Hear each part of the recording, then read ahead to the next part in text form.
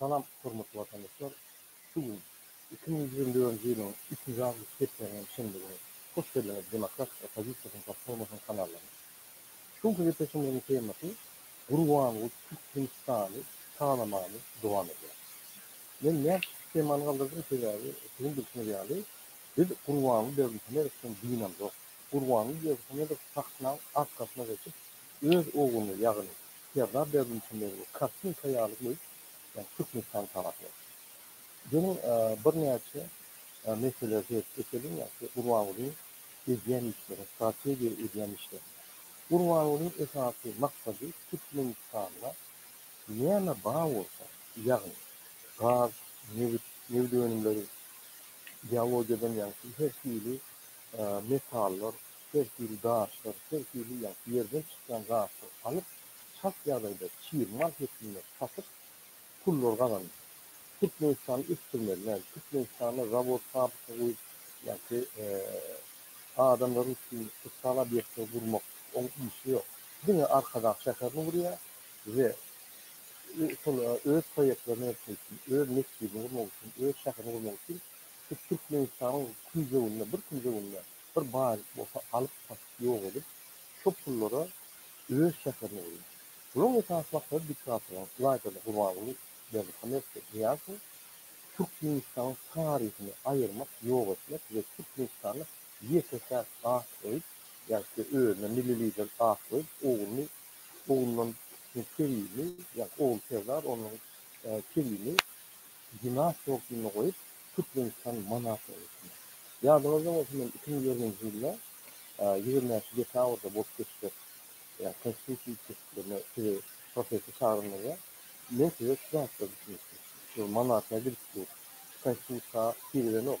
Konstitüsyon yine bütün dünyanın önünde ulanacak, ulanyan bolyada hem ne kadar öğütürüp yani oğlunu koyuyor, ondan aklını koyuyor ve gidiyorsun o. Bizim hiç mi ünlüktü? Profesör barman, instörmen, devleti yani şu instörmen gezip, gazetede gelip Hülyalı işini var, boş kaldı. Yani son için sizi Türkmenistan'ın içinde siyaset ve devleti yani uğurlarda boş geçen katı vacip şirketleri sözcüsünün oluyor. Ve hormatlı vatandaşlar, mesela bir video söylüyoruz, koyuyoruz. Kurbanlı devletenlerdir. Bizim haritalarımız, bizim yani haritalar, firmalarımızı Rusya'da hündürlüğe ve gelin alın kimliğine altından öz diktatörün yürütmek için men halkından yani firmalı oğullar satıp öz siyasetini öz diktatörün yürütmek istiyor. Yine her kurumun söyleyeceğim olsun. Forum okuyar kurum hayal filmler geliyor ya. İnsan ben internet mesela artık onun için yani apellerde ya başka yerlerde ofiste yani bunu yapmalı ya sonra filmler. İnsan formatı vatandaşlar mesela TV yanı söyleyeyim.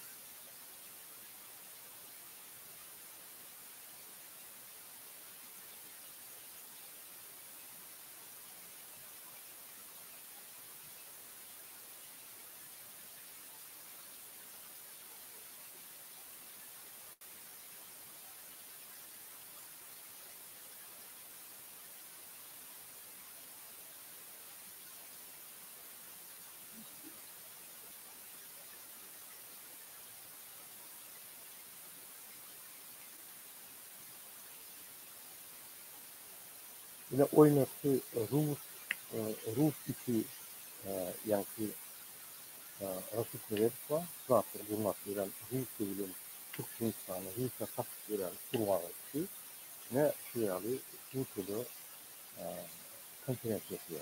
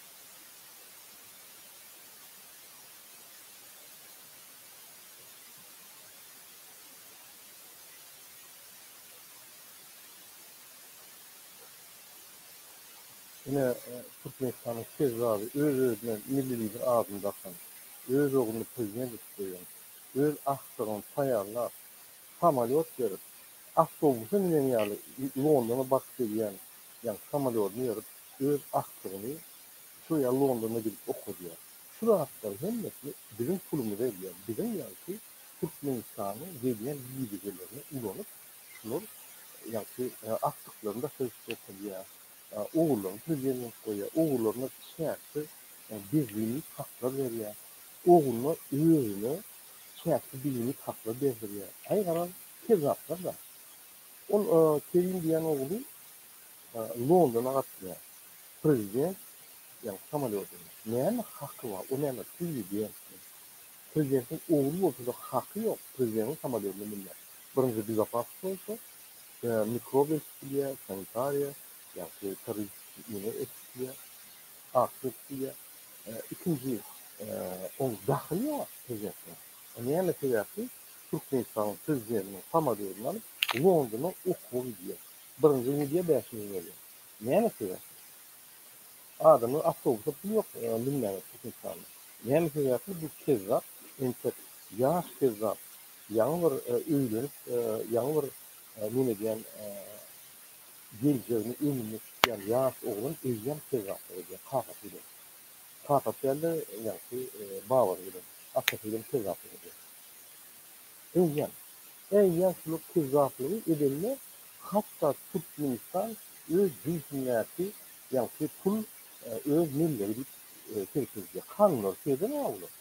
Neyli kanun var? Dünyasının için asfalttan içmeli. Kur'an'ı verdim sana. Ve kezzap verdim sana. Neyli kezzaplı? Kerimli diýilýän bir kezzap ýaş oğlan prezident samalyotuna alıp şerhetde yani London'a gidip okap ýygy. Näme sebäp? Ýeköli.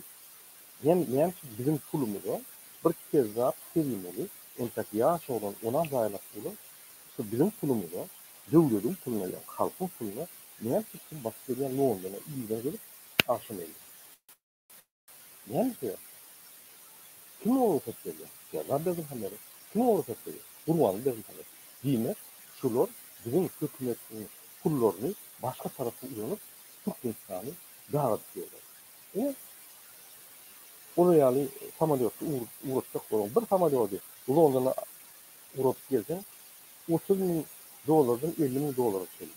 Yılla fakatlık koysan da 100 lira vakit verir mi? Ya 30 bin dolardan fakatlasan 100 lira vakit gelse eğer 300 bin dolar, 3 milyon. 3 milyona ne yapmak oluyor? O orada. Bilmedim diyene bir mesleği bir iki meslek oluyor. Bu mesleklerde. O orada. İki olan mesleğimiz oluyor. Her yılda iki olan mesleği. Değerli okuyan olsa o ne şanı o olan yani mesleğimiz oluyor. Mesleklerini banitine oluyor. Ne hem çıktılar ediliyor. Ne hem çıktılar derdim kanıyorlar. Men konstitusiya diýen, men konstitusiya boyun eýän, men adama kanunlaryny, haklary, konstitusiýany goýan bir agyny olup kafançya, kafanaýdy, ýöne hakykat sanan. Kerimli derdim hamlady. Ine jurnalistler bolsaydy, ine gidip London'da okuyor. Ondan sonra London'da okap, gelip Türkmenistan'a yol bakıyor. Niye? Onun Suriyeli milleti var. Prezident vaktinden çıkar da ine şunun için prezident erkeğinden birinin ondan sonra başka yürü. O bir vaktinden da ömürlükte de şu prezidentin borçları var, zulümleri var. Prezidentin yani etmeli işleri var. Hakları var ve borçları var. O bir velite, padişah velite de Türkmenistan Respublika devleti, Türkmenistan Soyada prezident devleti, prezident var. Onun borcu var. O borçları yetirmeli, işine gitmeli. Yine mesela bir minister öz makinini ayarını doktora kıstırıyor, oyrak kıstırıyor, buyrak kıstırıyor. Devletin hatalarına öz masalarını taktı. Meşhurun devletin hatalarına öz masalarını doğun arındaşlarını taktı. Dedim olmaz. Asaftan gitmeli. Ya da halk boyun iyisip kötülüğünü var. Şimdi asaflara gelmeli. Yine yıkıcı mesela, yönü koy mesela. Ben başkalarına uğurluklara, korrupsiyona durum edemem.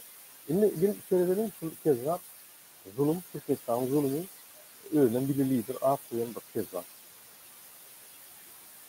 Niye mi diyor?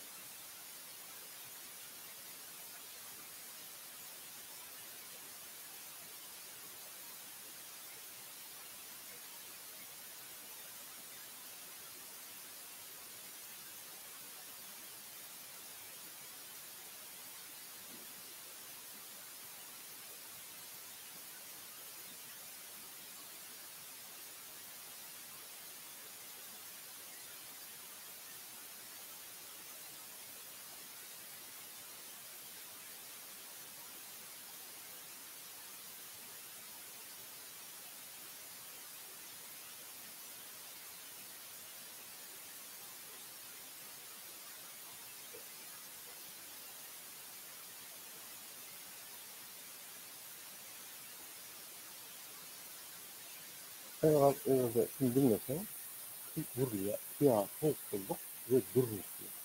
Bu kıyasızlık ve durmuş ne yapıyor? Kıyasızlık olanı şunun rejimine kokturmuyor. Üstelik bir apayite, üstelik bir taası, özakta olsa hukuklu istiyor. Yine teröristler, yine ekstremistler, yine şu devleti, yani ağrıyla fazla oluyor, değil, yani devleti uçurtacak oluyor. Elementarna bir devlette prezident olmalı, parlamentte apozisiya olmalı. Apozisiya olanlar, yani eline yargan büyüklerini buyursan apozisiya fikirlerin dirikleri, yani apozisiya olmalı, konkurens olmalı. O yani fikirler, çakmışıp fikirler öz arasında yani görüşüp, yani ulu büyük fikir olsa yenip, şu yani boğu çözüşler anlıyor. Parlamentde ya da kabinet ministrinde bizde o laflar yok. Şehir bir prezidente karşı bir soru versin, yığınak gidiyorlar. Demek bu siyasetsizlik yerine ve durluk yerine şunun rejimine şehirde bir şirket edilen, yani bir yerde bir etrafta bir adam kalıp yine yağda bol tezatlardan hani bana kanun şunu ben diyecek eyyem hukuk verecek şunun durmukluk ve siyasi yani Aspanya tiyatrosuna tek göreceğiz. Onun için sonu vurma diye. Bütün dünya çıkanlar tiyatro Türkiye'ne üye rejiminin yani üye monarşi çekti. Yani maskalasyon hukuksuzluğu vuruyor bu. Yani bütün dünyada ağırlayanlar. Yani iki fikirli veriyor. Bunun fikirleri son, yani bütün dünyada ben Türkmen halkına uğrayan, ben Türkmen halkına hukuk yetmeye yani, durluklu olur yani, görüşenlik ağırlayanlar. Olur yani, hukuk yok, Türkmenistan. Birine apozisiya ruhsat verdim var ya, görüşecekler, bir safet edecekler, bir saatten registrasyon ediyor, bir sayılı yani şirketler ediyor, sayılı uçacak, parlamento var, parlamento Gurvanın yüzüne soru oluyor. Sen kimin milliydi, ne bir şeydi, ne etsin böyle bir şey. Yönetmen halk için ne etsin gibi soru oluyor. Ne? Uruşum yok, radan yok, biz uruşman, edepli, faydaslı, akıllı, soru koşuyor. Gurvanın yani argümanlarını yıkıp yapıyordu parlamento. Gurlunu beyan etmiyor. Bizim sorularımız cevap bekliyor. Yeni soru verildi. Şimdi hükümet görendir. Ağzına soğulan yani. Türkiye'de gelip bizim yankı çiğ malını satıp vaat edip gurlen diyen adam ahirkine kermeyle şimdi gurlemeyen biliyor. Devlete halk ediyor. Malat, ilat verdi. Yetimleri üsteyken uçumadın mı diyordu. Biz sankiler gurlemeyen şu yerde bu ne anacı değil. Bir soğuk. Öyle milli bir abi oğlunun tadarkal, oğluna da sonu medal verip, ya, kahraman medal verip, ikisi top oynayan halkı, iki bot top oynak anlatıyor. Yine kurbanı gözüküyor. Daha şöyle şu adam, hem de sağlığa diyelim, yine Türkmenistan'ın neyen bağlı olsa, anın pulunu verin, ne saklayanlık yapıp, bağları çıkarıyor. Onun takta oğlunun son enlere oluyor, yine suyan enlere kalıyor. Suyal haram. Soya zulüm. Bulgurluya yok. Yine Türkmenistan ötüyor. Türkmenistan'a yine yani kutsal uğurlar ötüyor. Yine Fransa Mısır'dı. Fransa Banyu'da oldu. Fransa yani Rusya'da kampanyada. Fransa Zavod Fabrikası işe verdi kampanyada. O lafları vurulmaz. Değil mi? Yine de çiğmal hafif oluyor. Dubai'de de öyle çiğmal vuruluyor. Rusya'da da öyle çiğmal hafif oluyor. Ve hafif oluyor. Bankrot oluyor. Yine çiğmal satıp başka bir devletin ekonomik için olayan yani zulüm oluyor. Onun için Türk insanı geliyor ki iki tane bir soğuk değerli haberlerin santıklardan sol ünlü olsa Türk insanı geliyor. Ne çıkıyor? Serdar derdim taneri var karşılıklı. Bu olsa arkasına duran bir azrafal zulüm Türk insanı çiğmanı satıp şu bağlılıkları yok edip öz arkadaş şekerini vurmak için, yetkili vurmak için gösterilen ülkeler. Aktığına koyduruyor Türkmenistan'ın pullarını ya Türkmenistan'ın gücüyetinden samalıyor doğrultuyor. Bizim toğranı koyarlar. Şu orada gurlarına da bizim toğranı bizim firmalarına takdirce yine Türkmen halkına kömek koruyan Rusya'na var.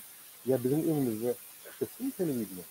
hormatly halkym, ine biz diýersiz, birinji diýersiz, büdjet ýa fons etmekler, şiirmal satmaly bolýar. Şu şiirmal satan soň, ine şul 100 milyar pul gelýär, 8 milyar şunu gurjak bir boýnandymy? Ýok. O şeýle Türkmenistan'ı o bazarda tavukçuda yani satıyara kim ne yapıyorsa alın akıdın sunuyor bollu. Oho Türkmenistan devleti bizim atalarımızın bir döküp, an döküp, can verip yıkıp vurun devleti sizin ne dahlınız var? Vaktin için verin tez var senin. Sen bitmeli, oğlum bitmeli, senin bitmeli. Aklına yerlerden. Ve şu yani zulüm Türkmenistan'ın piyasa yani orası da devleti başlanmış. Bizim başka düşmanımız yok. Bizde İran'ın yani korku yok, Özbekistan'ın korku yok, bize Rusların korku yok, bize Kazakların korku yok, Azerbaycan'ın korku yok. Yine şu korku yeterli. Biz 30 yıl uğraştık. Neyse bana ne? Şu adam, korku, onun yaşında bizim durmuşumuzu uğurladı. Bizim vaktimizi uğurladı. Çünkü onun yaşında arasa, payhaslı, parahaslı, güller eken Türkmenistan'da yaşa, mültedillerin sağlığını, yani üstünlerin sağlığını bulmalı soylap, yürümeli adam. Yani şu rahatları uğurladı, bizim durmuşumuzu uğurladı. Bizim durmuşumuzun kaçaksı olmuyor. Vakt geçti yani. Onun yaşlarımızı geçti. Onu kim aytarır? Hiç kim. Onun yaşlarında kazançlarımızı ona bir problem. Yani onun yaşlarında durmuşumuzu uğurladı. Öyle durmuşunu gözledik, yani sinirliydir, aydım bir tarih tap geçtirdi. Yani bizim durmuşunu oğurlar, bizi kıyısına var. Hakkı var mı? Hiç mi hakkı yok? Neyen çıkıyor? Bir indim otuyor. Her adam, her evde Yunanistan, içinden, daşından, doğusuna, entele, talite, Yunanistan, haramlardan. Çok söyledim, biri gözler, birinin yani yanlışlarımız gözler, inen, şu haramlarını söyledim, şu kezler, bizim onun yaşın durmuşunda oldu. Her adam oğurlaksız oldu. Durulmalı sonunda. Biz öz durmuş vaktimizi gidiriyor. Almak sonunda. İyi ul katastrofa son. Türkmenistan'a katastrofa etti ol bir problem. Yani bizim durmuşunda oğurlar, onun yaşında oldu. Biz onun yaşında özümüzü realizavat ettirmek. Bir şart yemek. Sehil östek, yemkine bir geliyor, Paris geliyor, biri yası sağlak gidiyor. Ya türmeye başlıyor. Türkmenistan'ın halkını türmeye kirletini yani şu çıkarıp korkuyor. Bunu duvar böyle. Keza bir gün kısa etmek, kısa etmek. Şunam oğlan, o kirin diyenden öyen keza bir kısa etmeli. Ne hemen esasında Türkmenistan'ın samadiyonları hepsi batı geliyor. Londra'na. Türk'ün satılları İzmir'e satılır. Biz bir 10 tane o da yani listede var. Kaysak satılır. Kaytarmanın Türkleri yok, hiç tatları yok. Şu dünyada hatabı yaşayan bir başkalasını. İnsan için size vurgulayacağım. Bizim şiirman haritaları bütün dünyada satılıyor. Dünya ise bir sonu vurgulayacak. Ne malıyacak? Ne son koyduğunu anlayıp bizden sorma, bizim bağırtıları, atavardan koyduğunu bağırtıları, sorma bağırtıları, özü yani kamerasal hem de satıyor. Ne görüyor? Yine kurban böyle. Yine başka bir yana olsun ki inanmasanlar yine şöyle. Şurada Serdar Berdimuhamedov Türkiye'den gelen energetik ve şiirmal resursun yani природный ресурс, energetik природный ресурс, yani energetik ve şiirmal resursların ministri Alparslan Bay Raktara Serdar Gülüşü. Şu yerde de Serdar hem rahatsız ediliyor. Niye mi alıyorsunuz alın? Mesela verip mi? Gidin alın. Diyalogyadan yani dağıtlar, her dili masyalar, her dili yani topluluğa verip mi? Aslında niye mi? Elektrona verip mi? Bir elbise. Çirmanı vurulur. Bu vurulmadan o. Yerin biri, vuru bir ravot vuruluyor. Ya kahve derinin önünde, kahve kumulu yani içeri kuvveler yani ravot vuruluyor. Yerinde yine Livaat'ta bir toprak halkını daşını yarışıyor, kimselik yapıyor.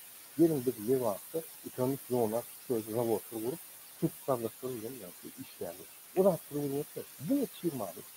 Onun ya yine bir samtık, iksan samtık, bir ulu devlet, bari ulu iksan samtık olan çiğmal. Biz çiğmal devlet kesiminde başka bir özüp duran devletin yani fundament oluşturuyor. Biz bilmek bir hiç vakit istiyor. Yine çiğmal şapkastırıp topurlarımızı, nevitlerimizi, ağrını, katarını yapıp imreler. Oğlan kullardan bulan öğünlerine tutulur. Bu gâtyalar yani yeni olardalar. Ne seçtirir? Ne Serhat da her şeyi sonra hem de rahatsız ediyor. O kan öğrenir diyor. Ne Türk insan çoğu dedi. Kıdırken Türk'le devlet havaları götürüyor. Ne insan. Türk'ün gâra buyruğu veriyor. Yani diyaloga buyruk veriyor. Barın buyrulan neyine tatlanır. Askıdın bir su yerine kıdırıyor. Ki mahsediyor. Ve şu orada ne bayraklar yani. Alparslan bayraklar yani adam için. Ministrine yetiştirilmiş Türk altyapılarına politika bakımından Ministrine yetiştirilmiş Amerika para güzel şartlar Türkiye'nin diyalogu. Enerjik bir diyalog yönetimi. Bollu başkalar yetkileri yok. Sonuyla ulaşmadı. Bu nüfularımız hakim enerjikleri. Türk insanına fiyat işleri yani transformatorlar, enerji sistemi yankı, производство, öndür sistemi enerjisi, onu transport ediş sistemi yankı. Filmler, film ağaçları varsa, transformator ve onun yüklenir sistemleri, üç tane sistemleri yüklenirse oluyor. Altın, mesela Alparslan Bayraktar, Levant'ta var. Her yerde enerji sistemi 200 derece yapsa bu yapıyor. Yani onu başka olur. Ya da altın marjara yapın. Gazını, enerjisini taşıyor. Nasıl öyle? Kırgızistan'a, İran'a, Türkiye, Azerbaycan'a. Altın sonra yarayet. O tutar sonra. Halka da o hemen var. O da hatta vurmaktan da mı? Bunu yani şu eksport için, şu gaşla çıkarmak için ne yana vurmalı olsa bunu gaşla çıkarıp birinci malını satmak oluyor. Mesela hürmetli vatandaşlar, Gurvan'ın Serrat, Türkmenistan, Salamanca, devam ediyor. Şu yerde, şu an esas maksadı, insanın maksadı, Türkiye çıkarmak, Türkiye'den Avrupa satmak. Yardımcıda olsa, ben şu an konferansiyonu yapmıştım, Avrupa'da konferansiyonu. Şu yerde, Avrupa'da investisiyon oluyor, Paris'de ve konferansiyonu var. Bir tane vice-premierin iline Tuğlak yapıyormuş. Allah'ın tahakkuk. Ne şey, İngiltere, Avrupa çok anlıyor. Şimdi bu Türkiye'nin içinde Avrupa çok önemli. Avrupa almak, gerek olsa ne kurup yasak hakkında anlamak gerekiyor. Yani sözsüz kuruldan almanız, Türkmenistan'ın diktatı olmasını öğrenir, bir anlatmak. Sonuçta ekonomi çıktışı diktatüranı burvalı ve bunların siyaseti ekonomik ağırlığa kalmalı. Esasında ve pul olmasa diktatür olur. Ondan yani demokrat devlet kursak bize hem bağlama problemi yok. Siz bir abi unutma. Türk insan bir güzelliğidir. Acayip bizim vatanımız. Her bir Türkmen öz vatanı, öz canını tutuyor. Biz hemen söylüyoruz. O yerde biz öğreniyoruz. Atalarım yasak etti, mararları, yani bizim gayelerimiz, bizim kardeşlerimiz, doğularımız, bizim doğuşlarımız, yağlarımız hem yani kurbanı istiyorlar derdi sanırım. Türk insanı bir şiiri, yine Türk insanı doğru, öz özlerin prezidenti de bir ay basıp alıp onu niyaz kırmış geldi, ondan uğurlu oldu. Tezgahlar, banditler, slogan değil yani. Türk insanı istimleri. Ezelde bir yerde gözünü geçse, bunu Çiğman, Türkiye'de, Avrupa'da yani yine de diktatüra kuruyorlar, bundan ne tarafa çarpmışlar. Bundan ne yani? Çok kapalı. Çok kapalı şeydi. Son için yani diktatüra karşı kim madem olsa, öyle Türkmen diyen olsa, Türkmenistan bir işte var olsa, İran'la Türkmen, Türkmenistan'la Türkmen, yani Afganistan'la Türkmen, Türkiye'de Türkmen, Rusya'da Türkmen, hemen içinde basmaya olsa, hemen ol, bir söz bile ötüyormuşlar. Şuradan bir bilim alır. Diktatüra Türkmenistan hiç bak bilmeye yarışıyor. Türkmenistan hiçbir karışım olmalı. Ne hiçbir ne Erdoğan'a ne Kurbanova halkına karışım olmalı. Ne düşüncelerle falan. Hürmetli vatandaşlar, yine bir video okuyacak olan yine iki tane dikkatli olan kapağı okuyor. İnternet mi?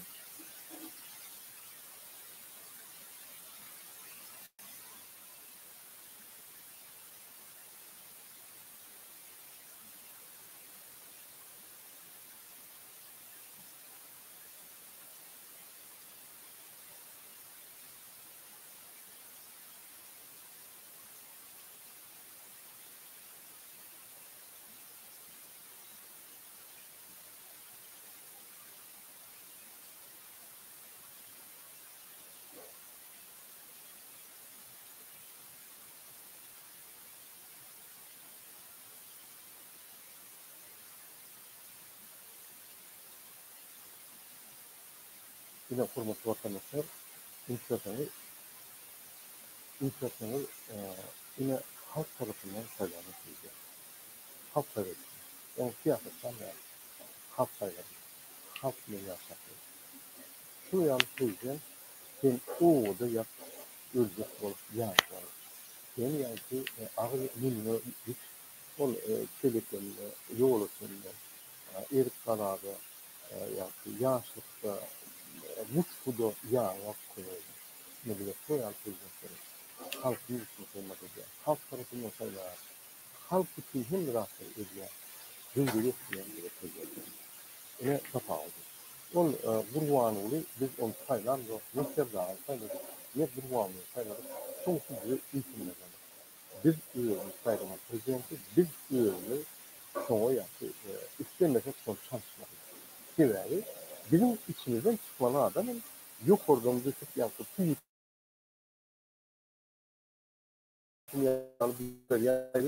Bulunmalı olsun deyip, sonra boyunluk gelin bize ağrım ediyor. Men yana bir size video okuyayım, video değerlendir, farklı okuyayım, hürmetli vatandaşlar. Lütfen, benim kanalım, lütfen, benim kanalıma, şurada komünite, yani Tavuk'ta bir bölüm var. Sonra yerseniz, benim sebeptir, Tavuk'la yürüyüşe, yine oydur, yani, burası Atlas koyduk, bu Atlas'ta, Kırklar'ın Atlas koyduk, bu Atlas'ta bir saat çıktık, lütfen, şu Ataloğlu, Ataloğlu işte, Durman ve Serdar Derdi, Nelson, Alp Balya siyasatı, gol yaran bir yanı yok. Поддерживатель вы политику проводили главу и Сардан Бердиканы. 94% yok ya, Hollanda'da. Yine kim bir lider, bizim bir liderimiz var. Bizim sak etmedi. Yine beyaz saklı, hava Hollanda поддерживатель. Bir saklarından bilem okuyor. Yine hürmetli vatandaşlar, bizim atroslar. Biz şu yani atros koyurdurup, insanın kıvarsları. Ben ünlüküne inanan okuyor ve guruldu yeni guruldu bağırsalar. Yine insan. Şu benim yani YouTube kanalım.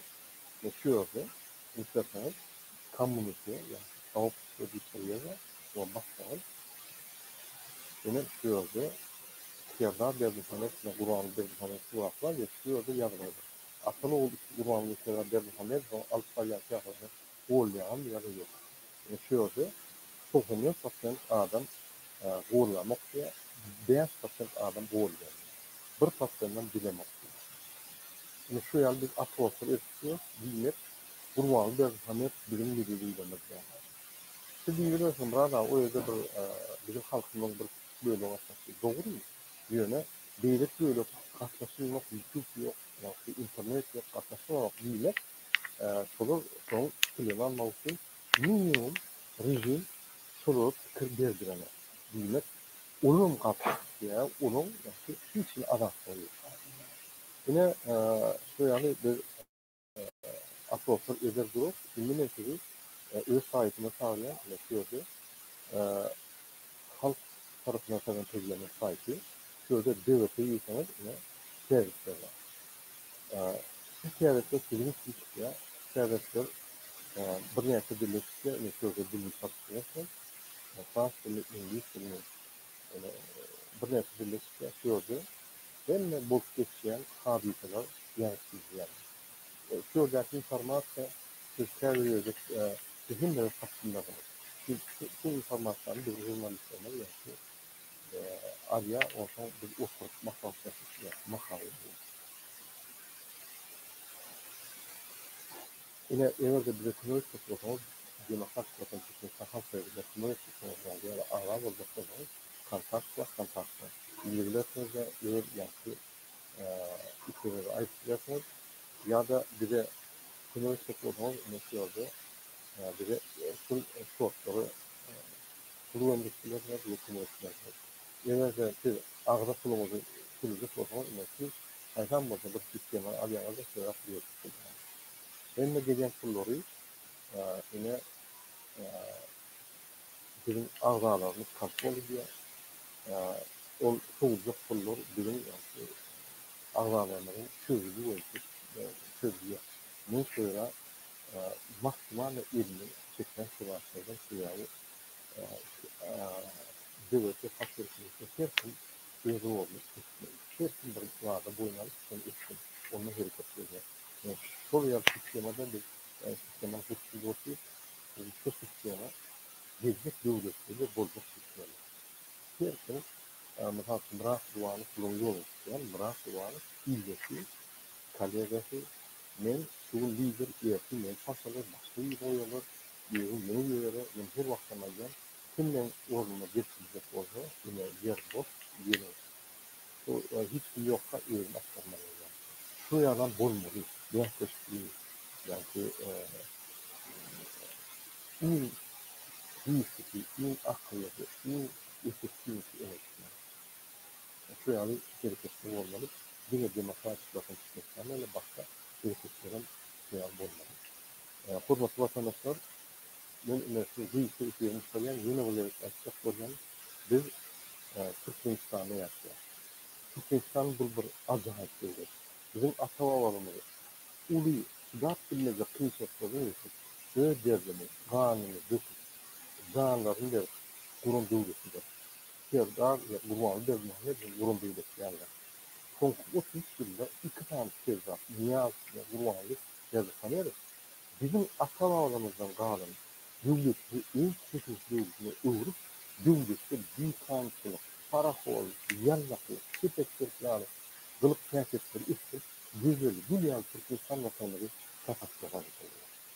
Hem Türkmenle iyisi birleşip, şu Serdar Kurbanlı zulümden bilmeli ve hakik karıştır, Türkmenistan olmalı. Biz hakik karıştır, Türkmen'e değer, Erdoğan'a değer, hiç kime de karıştır, Türkmenistan devleti olmalı.